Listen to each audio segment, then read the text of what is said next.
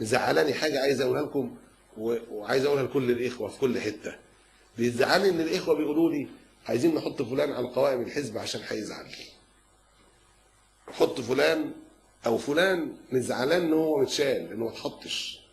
اقول لهم والله ده اللي يزعل هو اللي اتحط. الموضوع ده خطر قوي يا اخوانا. فاخ بقول له كده، فقال لي ما تنساش ان في حظ نفس. قلت له تبقى مصيبه لو احنا هنتنافس من دلوقتي قبل ما الدنيا ما تيجي. يبقى ده اذا كان جيش فيه الرسول صلى الله عليه وسلم والخلفاء الاربعه الراشدين و10 مبشرين بالجنه، حصلت هزيمه احد للجيش ده عشان فيه ايه؟ منكم يريد الدنيا ومنكم يريد الاخره. اوعوا يا اخوانا والله العظيم، التنافس على الدنيا ده مصيبه سودة والله العظيم، والجاه اخصه والشهره نعوذ بالله من ذلك.